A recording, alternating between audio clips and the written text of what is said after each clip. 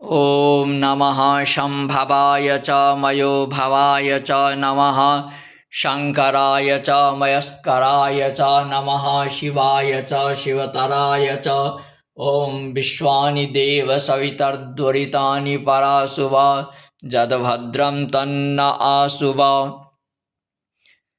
आज शिवरात्रि शिवरात्रि व्रत है।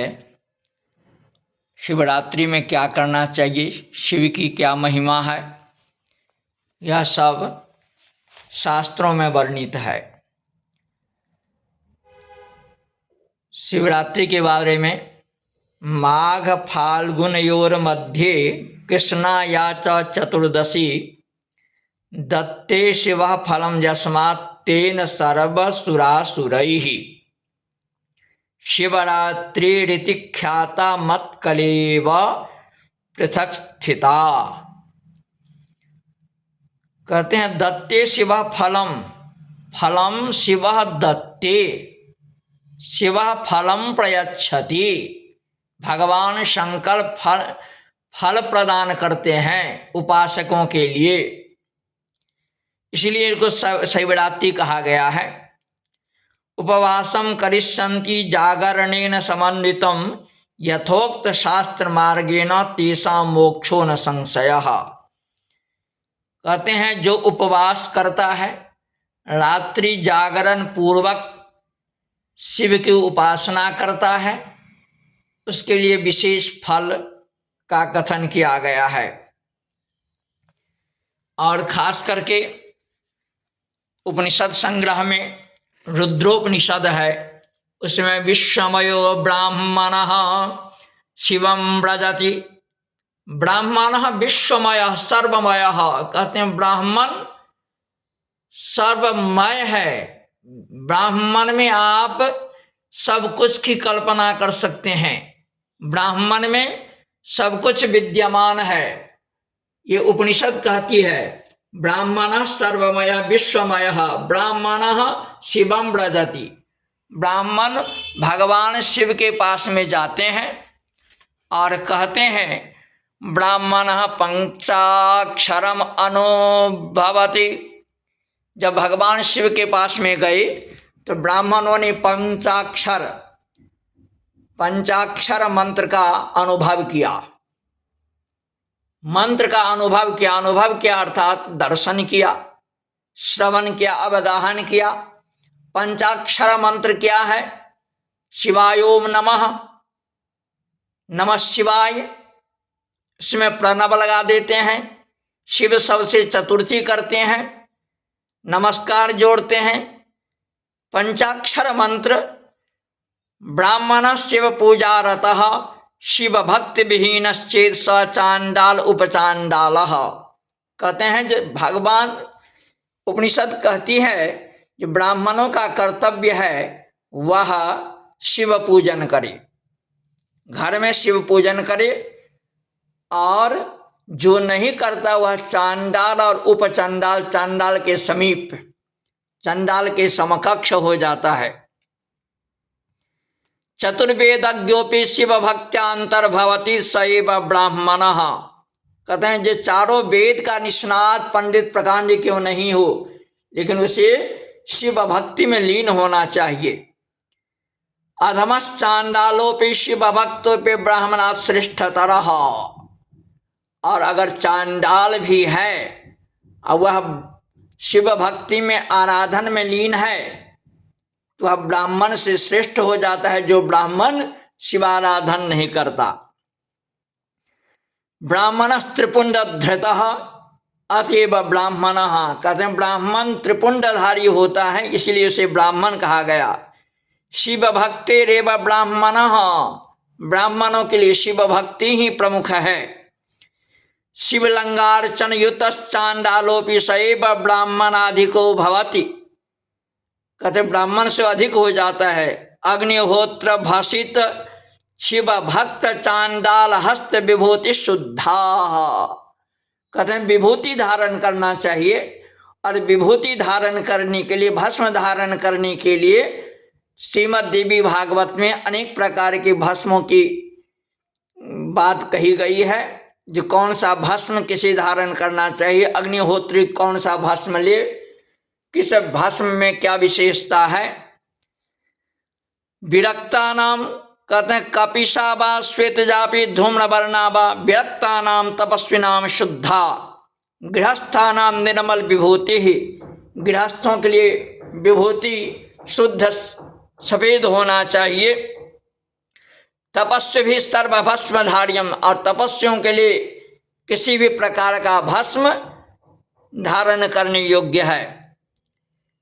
और कहते हैं मंत्र अग्निरीति भस्म, वायुरीति भस्म, जल स्थलमिति भस्म, जलमिति भस्म, व्योमेति भस्म इत्यादि उपनिषद कारणात् तत्कार्यम।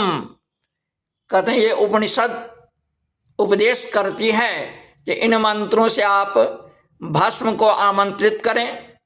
और एक मंत्र कहा गया है जो यजुर्वेद संहिता का मंत्र है, विश्वतश्चक्षुरुत विश्वतो मुखो विश्वतो बाहुरुत विश्वतस्पात संबाहुभ्यां धमति संपतत्रिर्द्यावा भूमि जनयन् देव एकः। ओम। कहते हैं इस मंत्र से भी विभूति ये धारण करना चाहिए, भस्म धारण करना चाहिए। बस आत्मा परशिवद्वयो गुरु शिव गुरुणाम सर्व विश्वमिदम विश्व मंत्रे न धार्यम दैवाधीनम जगदिदम। कहते हैं यह जगत देवता के अधीन है। तद दैवम तन मंत्रा तनुते, और वह देव जो जगत देवता के अधीन है वह जगत किससे विस्तृत की, वह जगत तद दैवम तन मंत्रा तनुते। यह जगत संपूर्ण देवता के अधीन है। वह देवता मंत्रों से प्रकाशित होते हैं। देवताओं का प्रकाश मंत्र के द्वारा ही संभव है। तन्मे दैवम गुरुरिति, कहते हैं तन्मे दैवम गुरु, गुरुणाम सर्वज्ञानी नाम गुरुणाम दत्तमेतत् अन्नम पर ब्रह्म, ब्रह्म स्वानुभूति गुरु शिवो देवः। कहते हैं ये गुरु साक्षात शिव हैं और ये शिव की उपासना करनी चाहिए।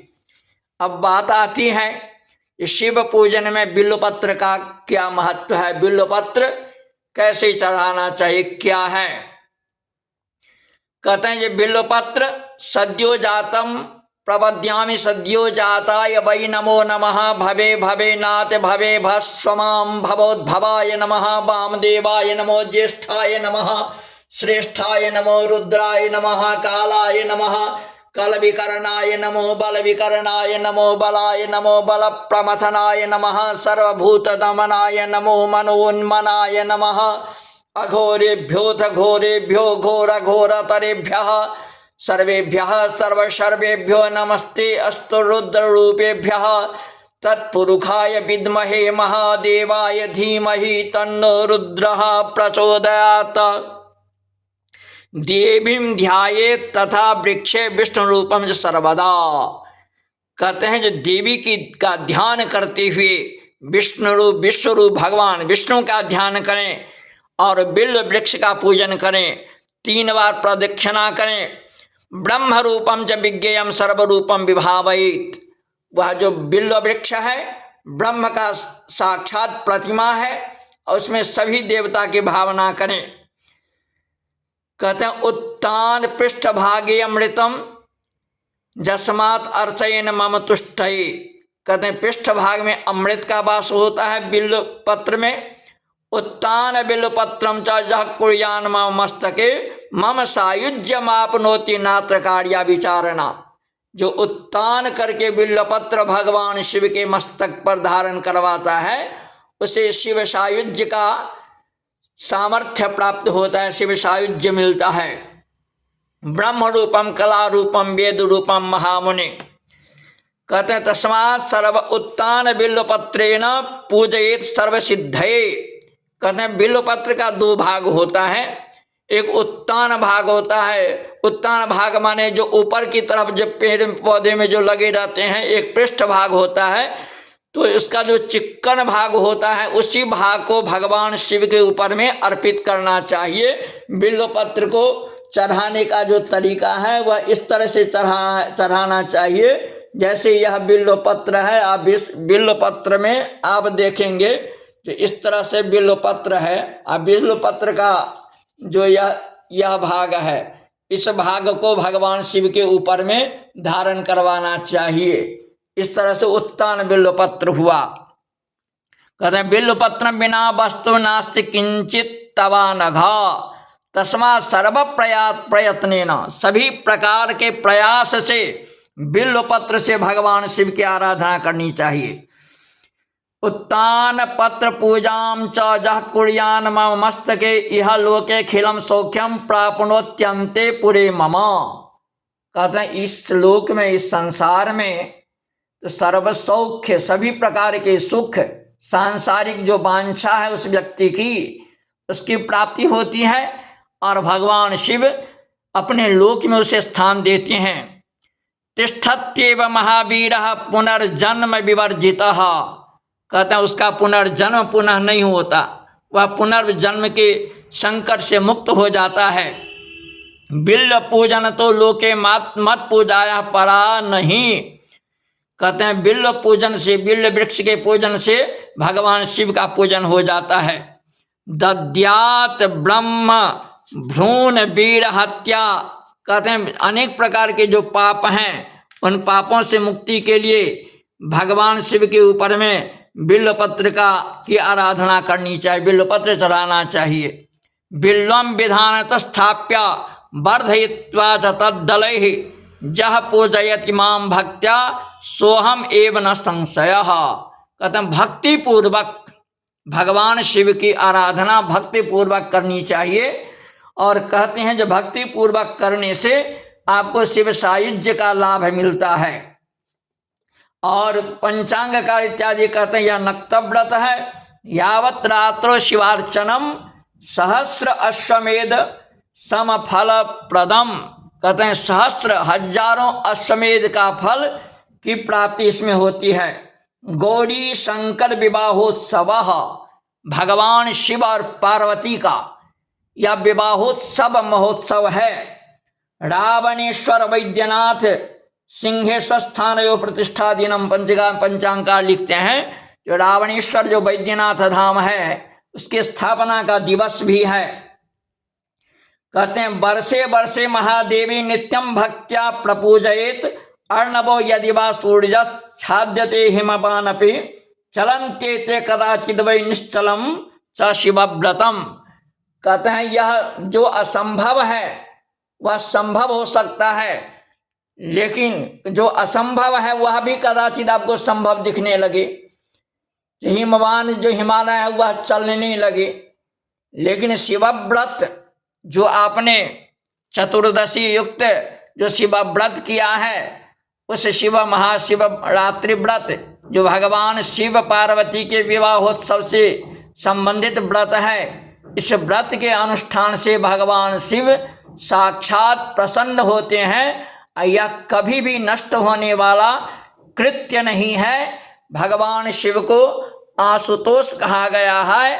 वो आशुतोष माने शीघ्र ही तुष्ट होने वाला, जो एक बिल्वपत्र और एक गंगाजल, एक लोटा जल से स्वयं सिद्ध हो जाते हैं। ऐसे भगवान शिव के लिए ओम तत्पुरुषाय विद्महे महादेवाय धीमहि तन्नो रुद्रः प्रचोदयात्। ओम नमः शिवाय, ओम नमः शिवाय, ओम नमः शिवाय।